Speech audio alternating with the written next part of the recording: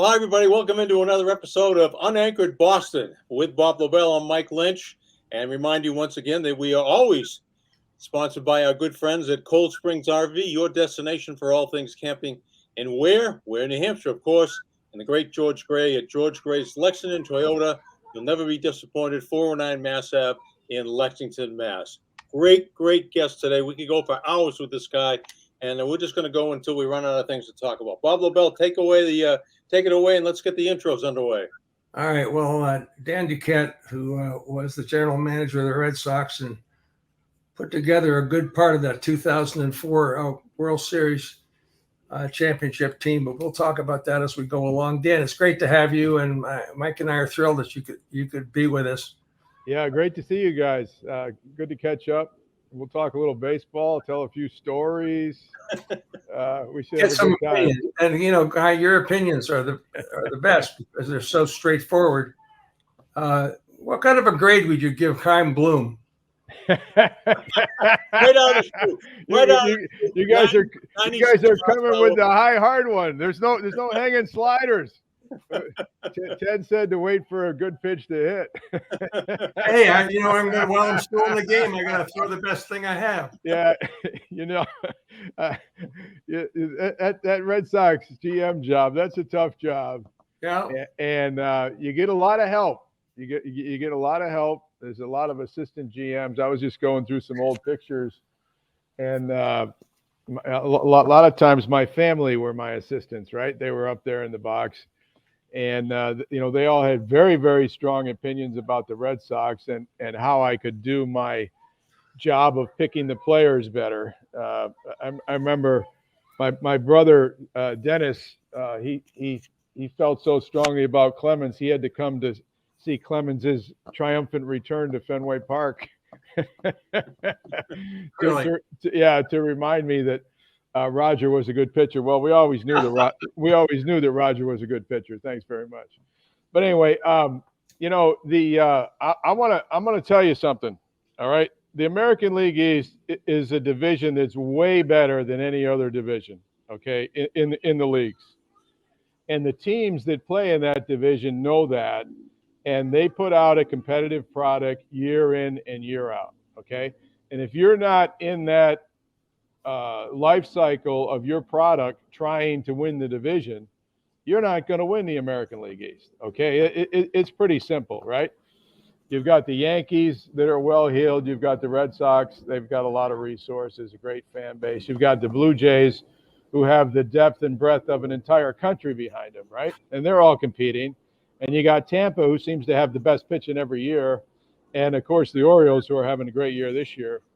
And they all have a history of a great franchise. So, I got the sense that in Boston, they get after it in cycles selectively, right? And when they get after it, and they've been very successful since the early 2000s in coming back with the Holy Grail, with the World Series championship.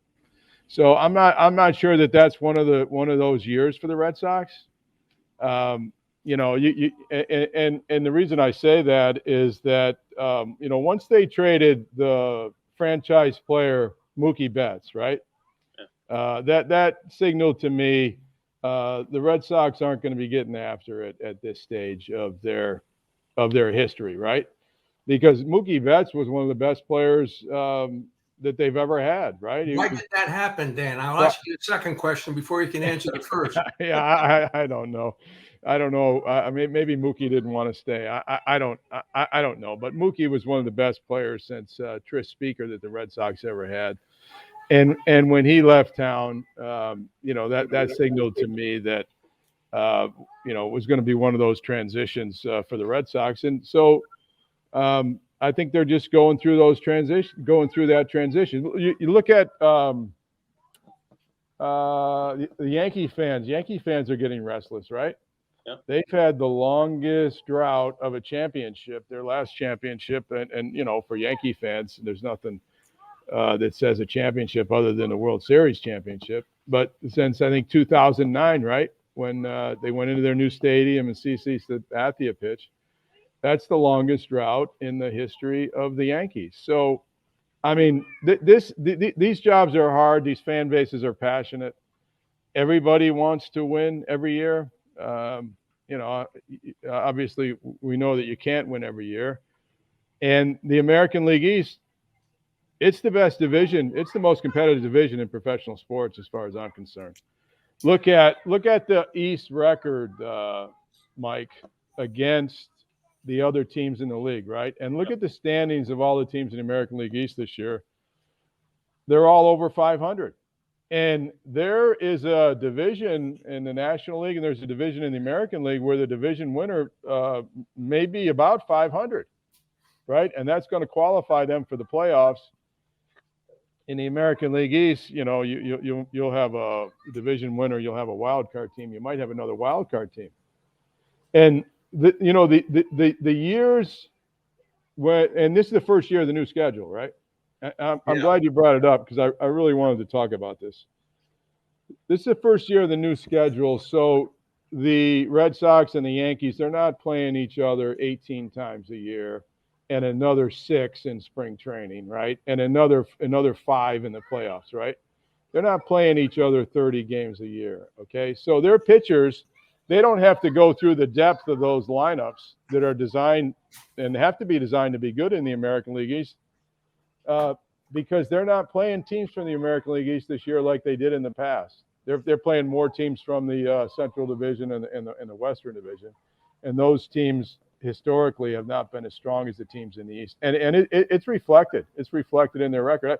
In fact, I think the Orioles benefited more from the change in the schedule this year than any other team because now they're not playing the Red Sox, the Yankees, the Blue Jays, and Tampa 18 games a year. And then they're playing against some of the other clubs in the league that just aren't as competitive. So let me ask you this, Dan. Like, what if you were the general manager of a team, and you're in one of those cycles where they're not going for broke that year. Everyone else is hiding behind the curtain. You're the one that's out front, the punching bag, taking all the hits every single day. How do you deal with that? Well, that's a good question. And Bob, I don't know if I answered your question about. No, you haven't yet, but I was going to get back to that. Yeah, there's plenty of time. In the Boston market, the fans are very, very knowledgeable, okay? And they know when you have good players, right? Because when you have good players, you have a number of stars on your team. You have depth to your lineup. You have some good starting pitchers. You have some good guys in the bullpen. They can get out righties and lefties. And the fans know. And conversely, when you don't have that, the fans know too. So I think the Red Sox have done a great job at marketing the experience, the entertainment experience of coming out to the ballpark, right? Yes, they have. They've done a great job with that. The Cubs do a great job, and those are the two gems of the Major League Baseball, right? The old-time parks. And they have made it an experience that people like to come out and enjoy, irrespective of the team's record. So that means they don't feel they have to put a winner on the field. Well, they've marketed an entertainment experience that goes beyond the wins and losses of the team, and good for them. I mean, they've done a really good job in those markets to capture the passion of their fan base and get them to come out and support the team, connect with the team, and enjoy the experience of coming out to the ballpark. Yeah, so I go right back. You get a key word in right at the beginning. You said selective. So, the teams are, well, at least the Red Sox are selective in their goals to either go for spend the money or not spend the money.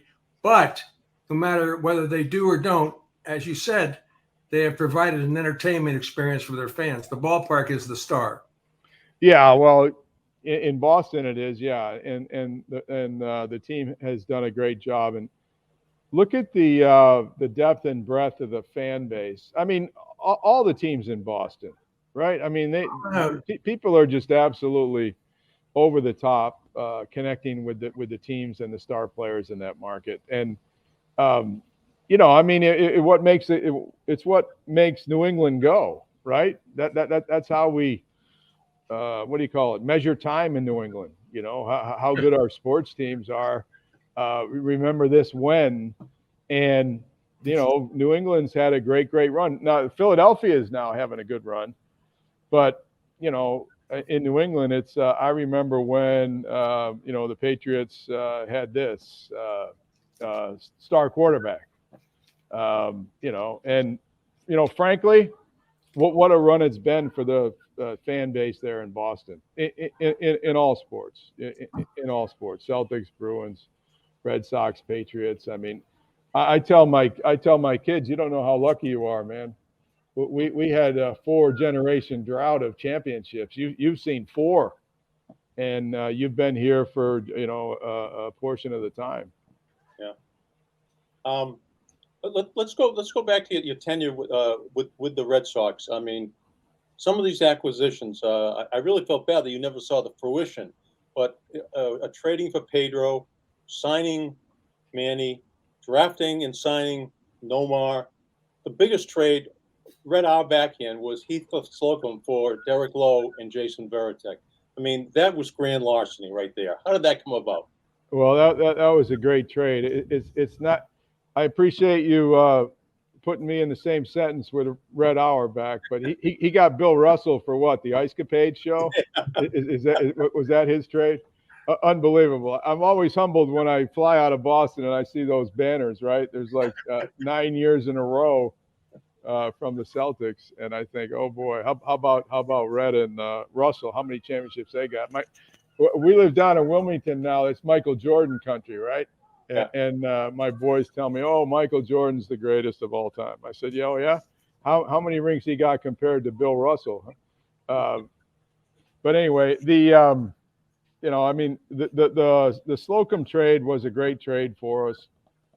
Fortunately, you know, at that time we were out of the race. We had been in the race and in contention for just about every year, but that was the year that we didn't have a pitching staff. That was '97, and Roger had left town, and we hadn't replaced him with Pedro yet. So it was clear we were out of the race, and we had good history with Jason Veritek. I mean, I had seen Jason in college when I went to see Nomar play. I have a picture in my office of Veritek catching in a Cape League game with Nomar hitting. And, you know, Jason's profile, he got drafted high out of high school. He went to Georgia Tech. He got drafted in the first round. He didn't sign. He went back to Georgia Tech. He didn't sign right away when he got drafted his senior year. So, I mean, he had kind of a blemish in the mind of the eyes of a lot of people in baseball, because he had representation that encouraged him to hold out. And, you know, Jason's a very stubborn guy. He held out. And as a result of that, he didn't start his career for a while. And we were in need of a catcher. Mike Stanley had his time. Mike McFarland had his time with us. And that was on our radar, that we needed a catcher for the following year. And like I said, we had a long history with Veritek. Eddie Haas and I used to watch him when Georgia Tech used to come down and play against the Expos. Their first game was against the Braves in our stadium there in West Palm Beach, Florida. And that was the very first game of the year, like Northeastern coming down and playing the Sox there. So Eddie and I saw Veritek a couple of times when he came down with Georgia Tech to play the Braves, the opening game down there.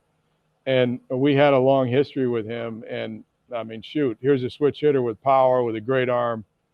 And while other people misread his stubbornness, that was one of his great qualities that made him a great catcher. He's got intelligence, and you know, he was a building block for us.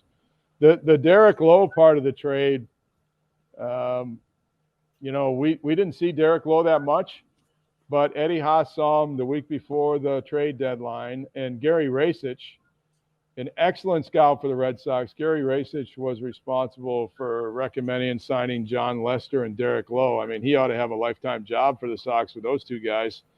with them in their rotation, I think the Sox won 3 championships. Well, what about the guy that signed Manny and Pater? Shouldn't he have a lifetime job with the Red Sox?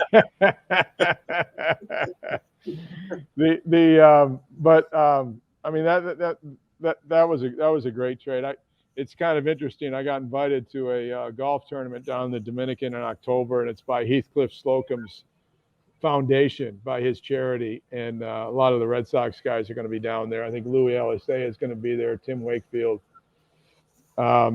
Gary Sheffield's going to be down there. You got Wakefield too. Let's not forget you got him from Pittsburgh. Yeah. Well, that was a great. I mean, come on, Dan. Let's go back to 2004. Lowe had a MVP World Series. Other than if Manny didn't get it, why didn't Derek Lowe get it during that whole run? But my big question: you didn't. This is the greatest travesty of all. You never got a World Series ring for the Red Sox in 2004. I just cannot understand that, and I know it must be painful, and I'm sorry to bring it up, but it's a real bitch of mine that never. It's unfair when you look at the whole roster, what you assembled, and those guys that contributed in 2004. Yeah, well, you'd have to talk to the Red Sox about that. They were very gracious and recognized my contribution to the team when they put me into the Red Sox Hall of Fame during that ceremony in 2022 and what they did in 2020. Red Sox fans know who were the core players on that 2004 team, and I'm proud of the work that we did with the Red Sox. We gave them a very good foundation at the major league level, and we gave them a number of players. They traded over 50 players from that minor league system to strengthen that club the last couple of years after our guys left. Hanley Ramirez was one of our guys. The pitcher that went to the Marlins with him, he was pitching for a long time. The kid from Venezuela, Jorge De La Rosa, had a great career. I think he went to he go in the Schilling trade, I think.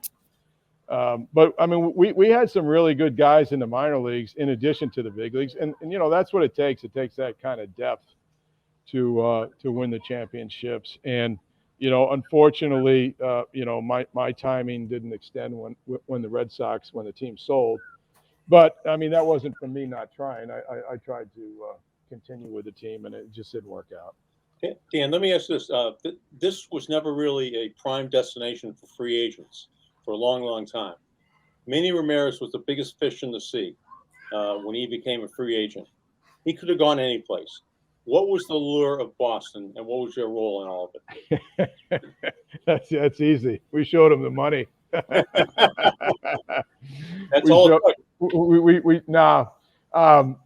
See, Manny was with Cleveland, right? And we had seen a lot of Manny.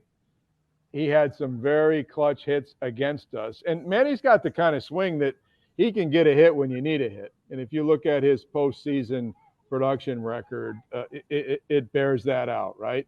And I remember when I was talking to Dennis Eckersley, right? And Eck was at the end of his career, and Eck wanted to continue with his career, and he came in the playoffs. I don't know if it was 98 or 99, and I think Manny got him. Manny got him for a home run. He got him for a double. And Eck said, I want to come back and I want to pitch next year. I said, Eck, come on, man.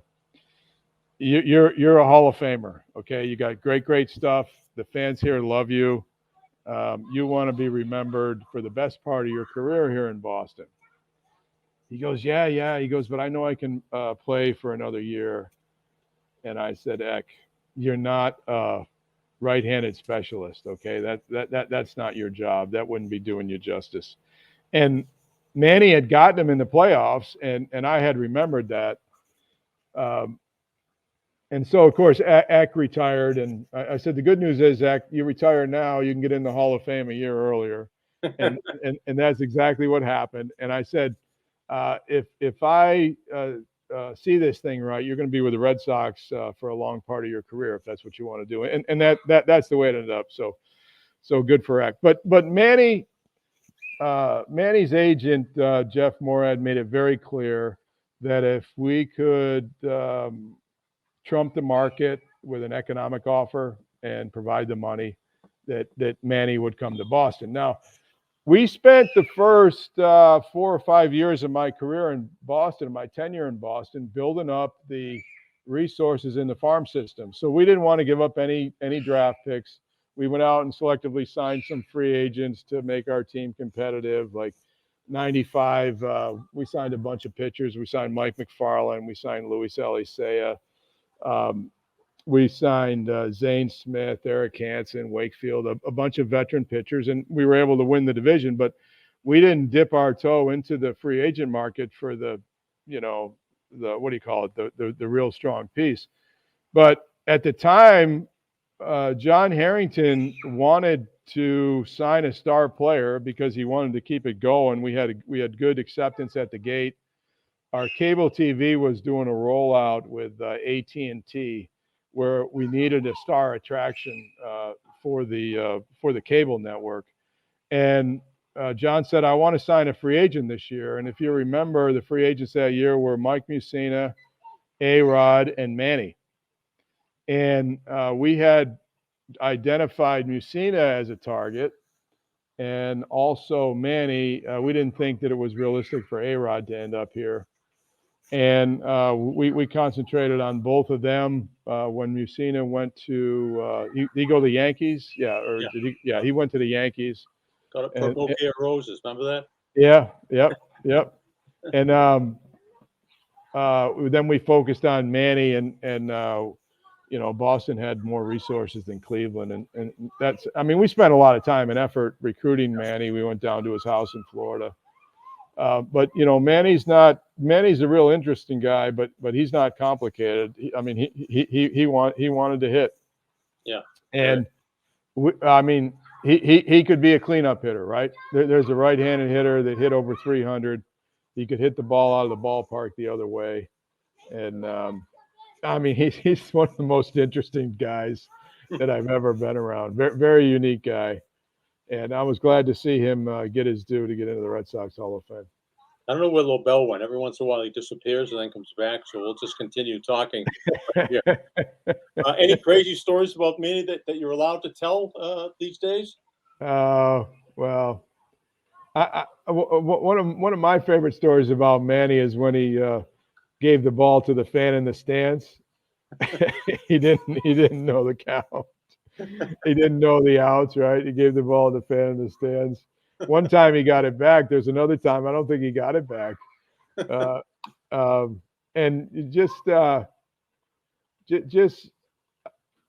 I want to tell you, Manny had his routine, and when I would go on the road with the ball club, I would see his routine.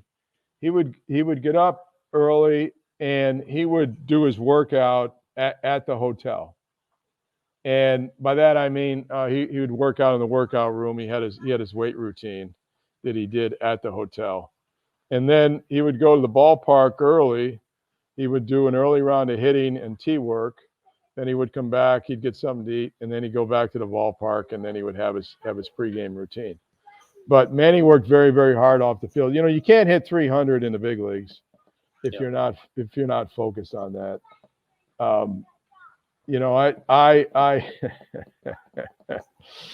I watched Manny many times go up there and take pitches and walk back to the dugout, right? I saw him several times walk up to the plate and take strike one, strike two, strike three, and then walk back to the dugout. And then, one day I asked Manny, I said, Manny, what are you doing up there? He goes, well, I'm just looking for a pitch that I can hit. And if I don't get it, I know I'm going to get it at some point later in the game. So he had the patience to go up there and look for a pitch that he could hit. And he also had the discipline to lay off the ones that he knew he couldn't hit, that he knew he couldn't do some good on. Yeah. And so that type of single-mindedness, I think, is one of the things that made Manny great. I mean, the other thing that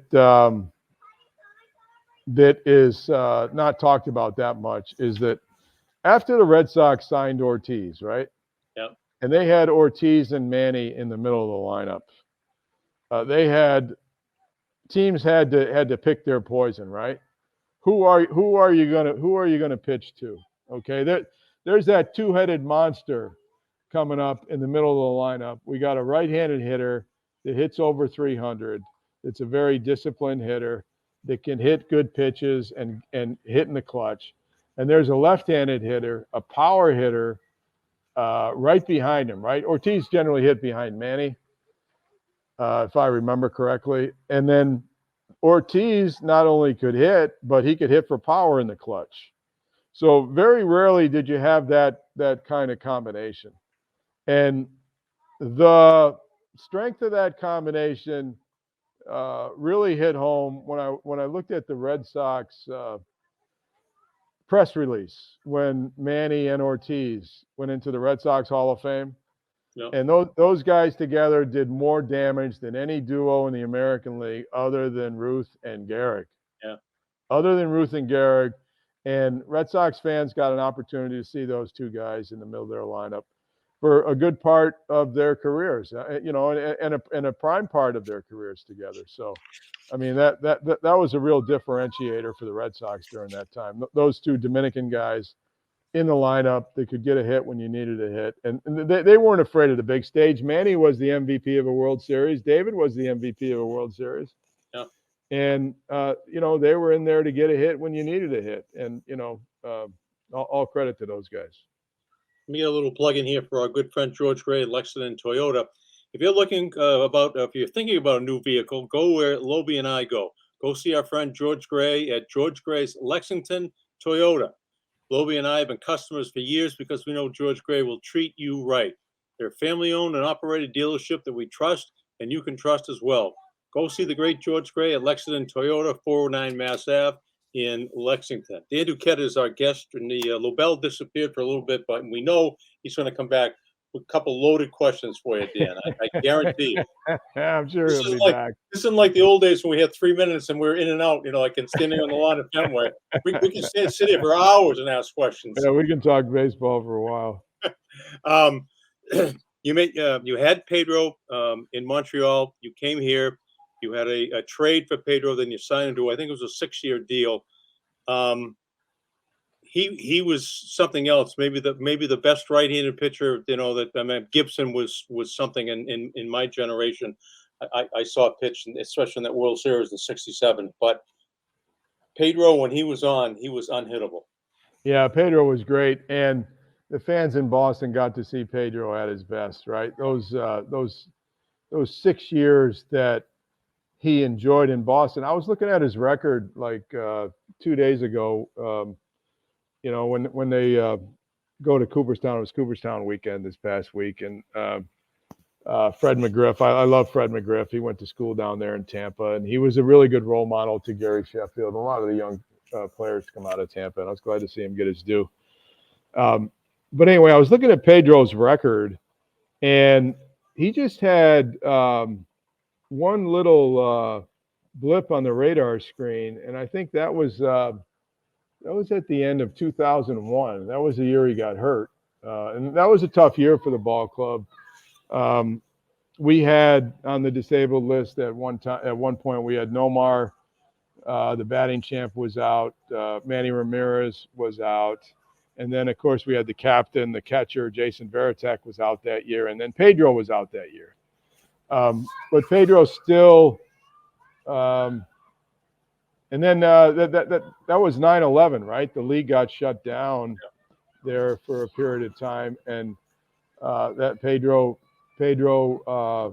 was hurt. He was frustrated, but he still pitched 18 games, and then he came back with a vengeance the following year, and I think he won. I think he ended up winning 20 games the following year.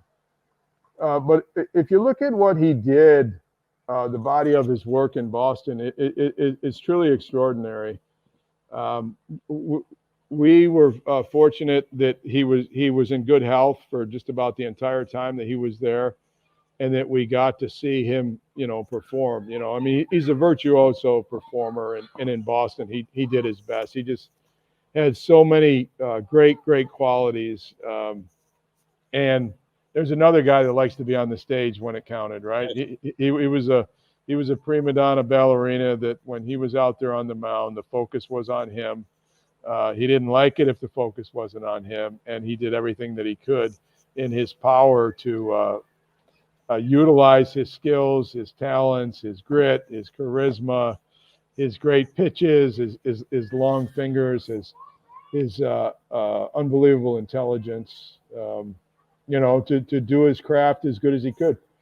That book that he wrote with Michael Silverman, there's a chapter in there, I think it's chapter 17, and it's called Art and Craft, where he talks about his pitching and his routine that he went through as an elite pitcher in Boston.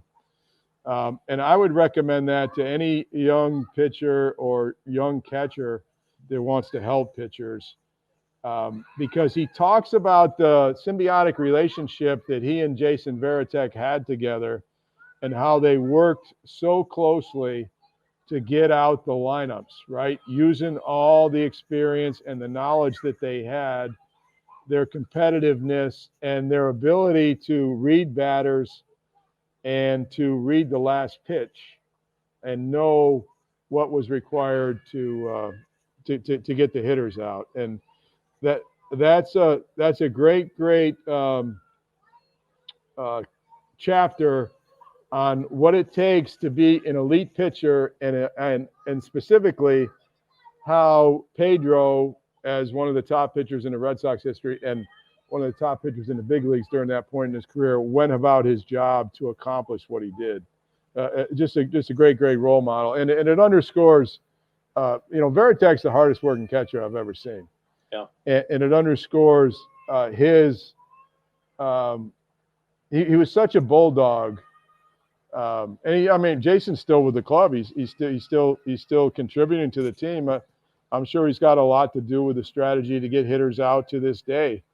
That goes on with the Red Sox pitching staff and their catchers and in that dugout. I mean, who better than Jason Varitek to help identify the hitters' strengths and weaknesses and help deploy the pitches for the Red Sox staff. So, Jason's still there doing the job, but he and Pedro together, that was top notch. That was first class, and the Red Sox recognized both of them.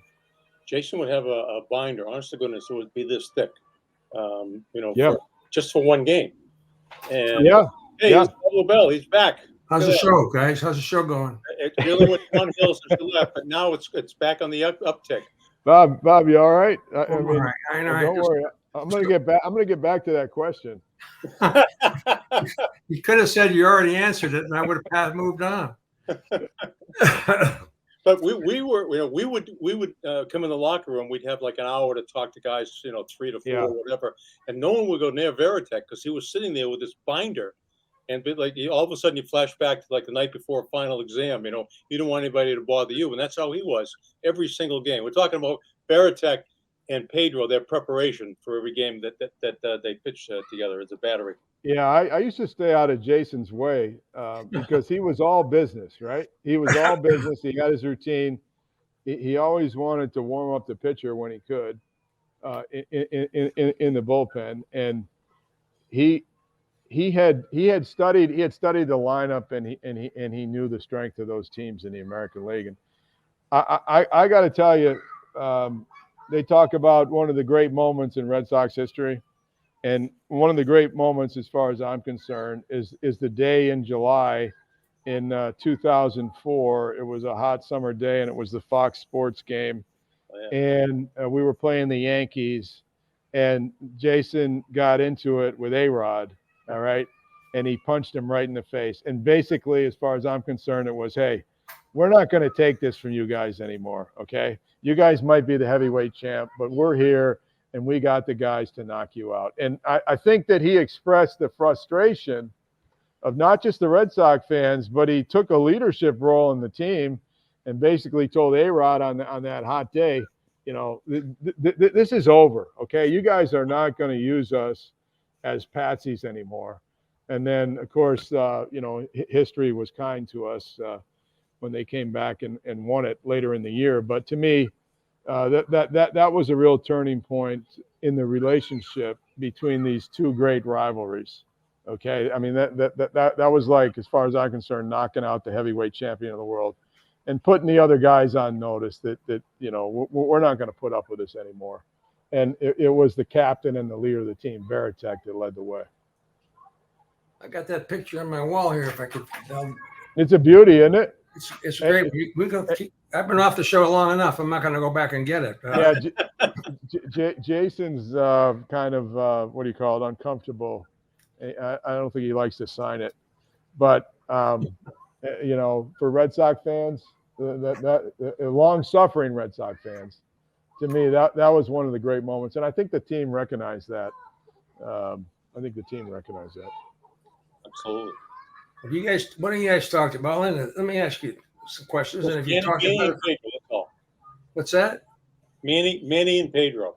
Oh, okay. Well, what about professional sports and Major League Baseball's alliance with gambling now, Dan? And what do you think about that? Since they're just taking the money and running. Everybody is. NFL has suspended 10 players already for betting on games. It can only be a short matter of time before more Pete Rose incidents come along in Major League Baseball. But how can they possibly deal with that when they take the money with one hand and deal out punishment with another? Yeah, that's going to be a tough one, I think, for not just Major League Baseball, but all the sports organizations, right? Mike, you remember the point shaving scandal? BC, right? At BC, when was that? That was in the 80s or early 80s, yeah. Early 80s. So, I mean, sports betting's been around for a long time. The big issue, and I think it takes it's going to take a lot of education by the sports organizations to educate the players on the pitfalls of wide open gambling, and the integrity of the game is paramount for all these organizations. Now, the NFL has embraced gambling for years. NCAA football has had a huge gambling audience for years. Baseball, I don't know, not so much. NCAA, they had incidents with college baseball this year, right? One of their coaches. Yeah. Right. So those temptations are out there, but to me, I think the organizations, and I'm talking about the professional sports leagues, the NCAA, they have a responsibility to police their own product and to ensure and reassure their fans that it's a real product on the field. See, the issue is that gambling's down into the young kids, right? They're encouraging kids to gamble when they're teenagers. They do in-game betting around the globe, and that's starting to seep into it. MLB is promoting gambling on all their shows. So, to me, there's a responsibility on the other side. If you're going to take the money on the one side, you're going to need to invest in your resources on the other side to police your product and to educate the people around the game, so that you have a fair game. Yeah, it's a tough one. Yeah, it is a tough one. I mean, remember walking in every clubhouse in Major League Baseball, the door is just splattered with warnings about gambling and dealing with undesirables, and you wouldn't even breathe the word inside a ballpark. I'd be standing over the third baseline, but I said, well, I bet you that Manny goes, whoa, I shouldn't say that. I might lose my press credential. Right. And you're welcome with open arms. Yeah, that's a tough one. And you see some of these teams have done partnership and sponsorships with a lot of the gambling entities, right? So it's a dual promotion. Well, if they're taking money from gambling and obviously alcohol, which is a huge sponsor, can steroids be far behind? Well, I don't know. I mean, all those things are thorny issues. The gambling is going to be front and center for a while because it's been a revolution, right, to legalize gambling. Yeah. And a lot of these players are coming to the major league sports organizations from colleges, and the kids that play there are going to have experience in their colleges, in their D1. So they're going to need some support. They're going to need some resources. Danny, what do you think about the new rules in baseball, pitch clock and the ghost runner and the no shift? I think they have certainly added to the game by speeding it up, right? I mean, yes. the incessant waiting, the back and forth on the cat and mouse game between the pitcher and the catcher. I remember watching that game in 17, I think, between the Astros and the Dodgers. And they had 17 trips to the mound from the 6th inning on because they were both suspecting the other of cheating on their signals. So every time they had a big pitch to be made, you see the catcher walk out. I mean, there was a path. So frankly, I was glad to see that. I think that's the best one. We always encouraged our pitchers, like Ray Miller said, to work fast, throw strikes, and change speeds. I think it makes for a better game. And I think that's probably the best one, and that has probably been well received. It speeds up the game. It keeps your concentration better. It makes it more interesting for the fans. The larger bases have made the stolen base, put the odds on the side of a stolen base. So they've made that an offensive weapon that makes sense if you steal 3 out of 4, and they've shortened the path between the bases to ensure that you can do that. So I think that's good. The shifting, the teams, the metrics, they kind of overdid it. But I'm going to say this. I always thought there was an onus on the hitters to make an adjustment, right? The technology of the metrics and the shift really favored the pitcher and the game plan for the pitchers to get the hitters out. But we never saw, very rarely did we see the hitters put the ball down and not allow them to shift 5 guys to the right side, right? That shift's not anything new. They employed that on Ted Williams, back 60, 70 years ago. But I was disappointed that the hitters were slow to adjust, and they really didn't adjust. So Major League Baseball had to do something to respond to the superiority of the pitchers and the balance between the game between the pitcher and the catcher. So I thought that was good. It's not unlike the NFL a couple years ago. They outlawed a couple of defenses that took away the long pass, and I think that's okay, and that time will tell if that's a good one. But certainly the speed up of the game is a good one, and I think that's a real plus for the sport. Let me ask you about this. The trading deadline's coming up. Right, good one. Talk about the pressure of making a move just because you make a move and it tells everybody in the organization, every one of your fans, that you're doing the best to win. Did you ever make a move just to placate the team, the fan base, or were you always doing what was best for the team? Did you ever give in to that temptation? Yeah, well, that's a real temptation. However, if you do that, you're usually exposed later on, right? If you do that, it's kind of eyewash for the fans, and it doesn't really work out. If you're adding players just to say that we added players at the deadline, that's going to be clear to your team. Now, if you add players and for some reason they don't perform, to me, that's a whole different story, right? At least you were trying. But I remember watching some teams last year, and I said, that trade doesn't make any sense. They're just adding players to add players. And sure enough, it wasn't the right mix. It wasn't the right players to get them over the top. But take a look at what the Phillies did last year, what Dave Dombrowski did. He barely snuck into the playoffs, right? Yeah, I think he got one of the last remaining spots to get into the playoffs. But he had done some things to add to his team that he thought could help his team if they got into the playoff situation. And he was right.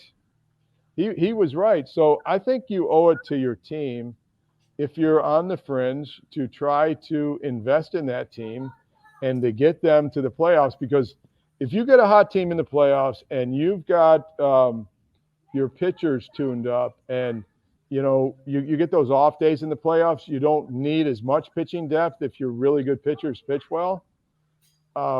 We've seen some teams that have won the tournament just getting in at the end, right? But they won the tournament by getting in at the wild card. So yeah. I think you owe it to the fans in your fan base, and you owe it to the players and the organization to try to invest in the team and add to the team when you can, because I mean the way it's set up, if you get in the playoffs, you got a clean slate, right? You don't have to win 162. I mean, what do you got to win? 16 games or?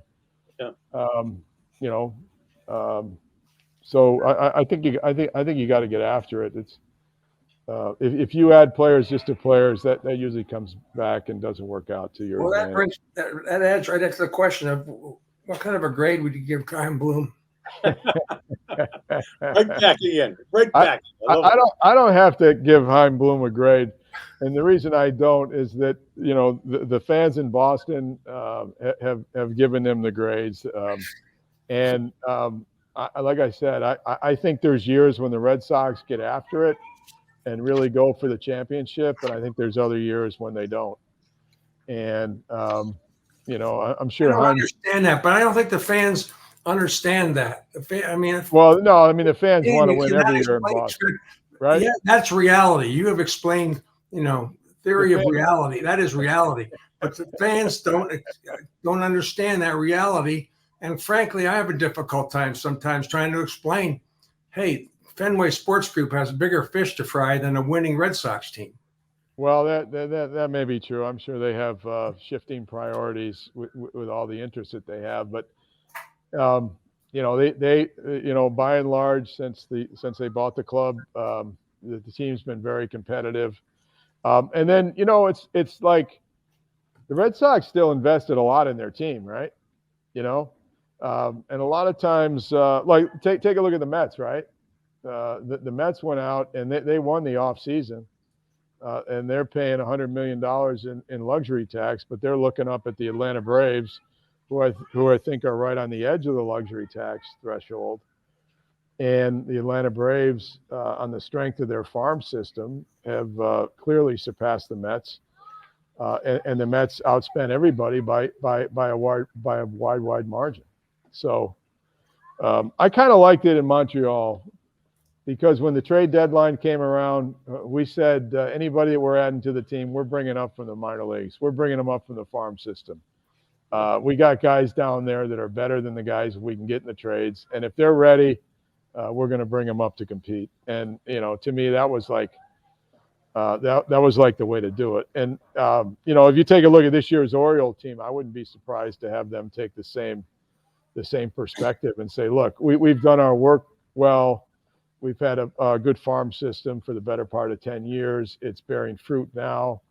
And we're going to add to our team, but the guys we got in the minor leagues that we're going to add are going to help us. How many of your guys are on the Oriole roster?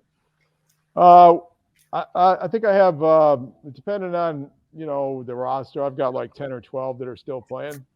I'm kind of excited about a couple of guys that have done really well. Batista, the closer, I know he had a bad game in the All-Star game, but he's been a dominant closer, and right now he's on pace to strike out 2 batters per inning, which nobody else has ever done in the history of the big leagues. He was one of our guys. And then I really want to see how this kid does, Grayson Rodriguez. He was a top pick for us. He's a right-handed pitcher. He's been up and down this year, but since they brought him back up, he's had 2 good games, one against the Dodgers and a game the other day against Tampa, where they were able to win the game. So I'd like to see how he does. Austin Hayes is one of our guys. Cedric Mullins, the outfielder that was the 30-30 guy a year ago. Hayes got a hit in the All-Star game. Ryan Mountcastle is a guy that we signed. We got a couple of pitchers, Dean Kramer, Michael Bowman. And there's one guy that we signed with the Orioles that unfortunately didn't do his best work, and he went to another team, and that's Michael Yastrzemski. I wish he had an opportunity to establish himself up in the big leagues with the Orioles. He didn't when I was there. He had a couple injuries, which extended his time in the minors. But shortly after I left, he did establish himself with San Francisco. When you knew him, Dan, did you notice any unnecessary pressure upon him because of his last name? Well, I'm going to tell you a quick story about Michael Yastrzemski. I went to see him at Vanderbilt, and I saw him. I saw Mike when he played Legion ball. He played in the same Legion league with Daniel, my son, and I saw him play Legion ball, and then I had lost track of him. And then his junior year, Jack Toffey, his agent, said, you ought to take a look at Michael. He wants to go out and play this year.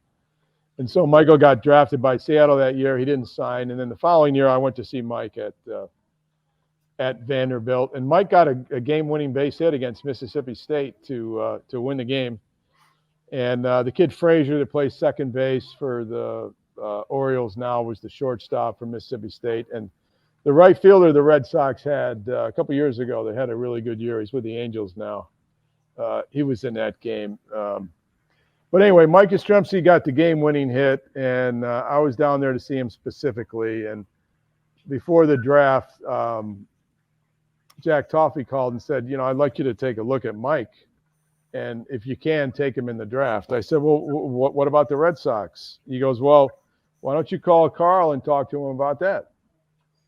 And so I called Carl. I said, Carl, Michael's up for the draft, and I have some interest in him. And he goes, why don't you go ahead and take him? I said, okay. And I said, what about the Red Sox? He goes, I just think all things considered, it would be a better spot for him to start his career with the Orioles than it would be for him to play with the Red Sox. And I think Carl showed good judgment and wisdom on that. And I told our owner, Mr. Angelos, I said, we're going to take this kid, Mike Yastrzemski. And I said, he's going to be a good player. He's a much better player than where we're going to get him in the draft. And I said, yes, I'm taking him because I'm deferring to his grandfather, who I absolutely love. I said, but he's going to be a good player for the Orioles. And unfortunately, he didn't end up becoming a good player for the Orioles, but he has had a good career. That's a great story. It's a great story. Yeah, a lot of credit to Mike. I mean, he worked very, very hard to get to the big leagues, and he's enjoying a really good career with San Francisco. And I know his granddad was so proud that day he came to Fenway, and they went out to left field before the game. That was a very touching moment. Yeah. Shohei Ohtani. What happens to Shohei Ohtani? Did you see that comparison last week between him and the Babe? Yeah. Unbelievable. Yeah. Isn't that something? Unbelievable.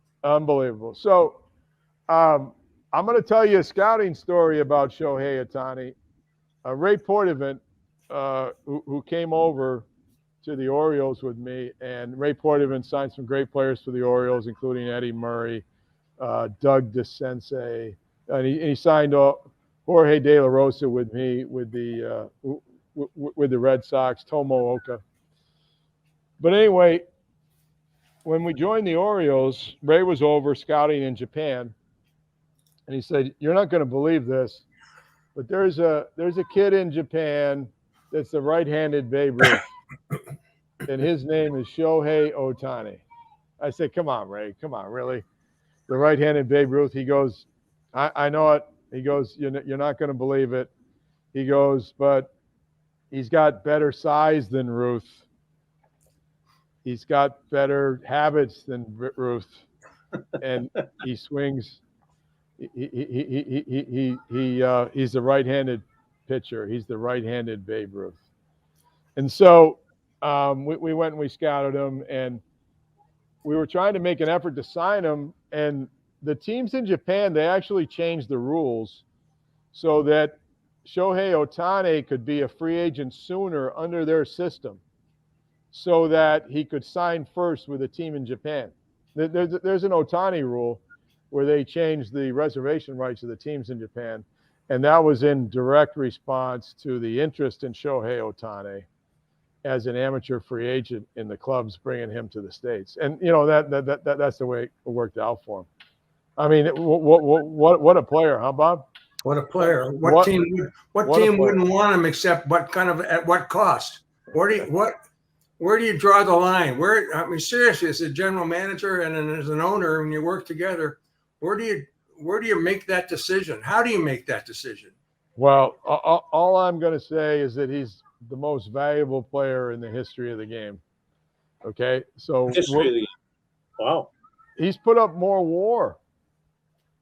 He's putting up more WAR in one season. That's a pretty damn big statement, but it rings true. I mean, who's going to make that argument? But so I go right back to that question, Dan. You and sitting down with the owner, where do you figure out if it's worth it? I mean, at some point, or is he going to get it, whatever he wants from somebody? And 500 million, 600 million. What's the line? Yeah, but where do you sit down as a general manager and as an owner and say, we got to get this guy, no matter who we put around him in the field, we got to get this guy. Well, the good news is that he can help you with your roster construction, right? Yeah, you're right. Right, because he can fill a couple of spots there, right? So he can help you with your roster construction. I don't know where that's going to end up, but I mean, this guy's a very, very talented player. You've never seen anybody have that kind of speed, power, ability to pitch. I mean, he's just a phenomenal talent. He's just extraordinary. Cold Springs, you got that copy in front of you there? I'm right here. I'm right on top of this. All right. Usually Dan commercials like no other, Dan. This is like Western Massachusetts, Southern New Hampshire. Seriously. Cold Springs RV is in Ware, New Hampshire. You know where Ware is, Dan, right? You know where New Hampshire is. It's just There's a Ware, Mass also. Well, is there really? Yeah, we signed Billy Joe Robideau out of Ware, Mass. Oh, well, there you go. Well, there you go. Now's the time to see a fantastic selection of motorhomes at Cold Springs RV. So go check out the deals and enjoy the pressure-free environment. Large display of pop-ups for summer camping fun. 4th of July has come and gone. There's August and there's Labor Day ahead. So get ready with a great deal. Take your time. Go online, coldspringsrv.com. Peruse it all and make your decision. A summer to remember. It's not that far to get to Cold Springs RV in Ware, New Hampshire. A camper from Cold Springs RV is going to make your and rest of your summer sing. Cold Springs RV in Ware, New Hampshire. How's that, Lynchy? Pretty good. It's camping season, Bob. It is. It's camping season. Channel 5 and Channel 4 missed the boat when they didn't have Loby and I read the commercials. Ask Dan the question. Oh, yeah. So here's the question we always have after this. John Madden was afraid to fly. So he took a bus. They called it a Madden Cruiser. So we're trying to convince Cold Springs RV to build a Loby Cruiser.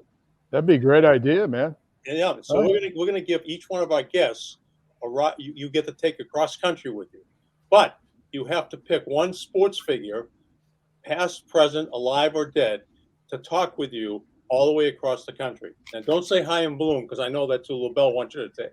So how about Coach Belichick? Oh, that's a good one. Yeah. Now, why would you want to ride across with him? What would you two talk about? Wow. Hey, did you read the book Coach by David Halberstam, where it talks about Belichick? That was a great book, right? but it talked about how Steve Belichick was a great advanced scout for Navy, right? Yep. And Bill used to travel with him as a kid. Well, that's where Bill learned to evaluate the players, right?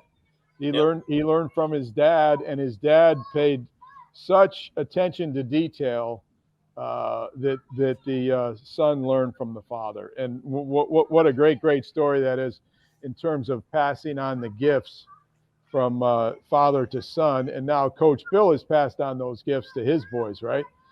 And his daughter. They've all followed him into coaching, you know. So I thought that was a great. So why would he be the guy you want to ride cross country with? Well, Coach Bill, because he's a great coach, man. He's a great coach. So anyway, I got to go pick up my son at a basketball camp. That was pretty good.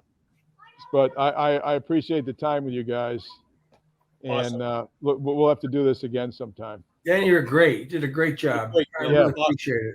Yes, Thanks, and Dan. Appreciate it. Hi to everybody. All right, thanks a lot. Thanks for having me. Take care. Bye-bye.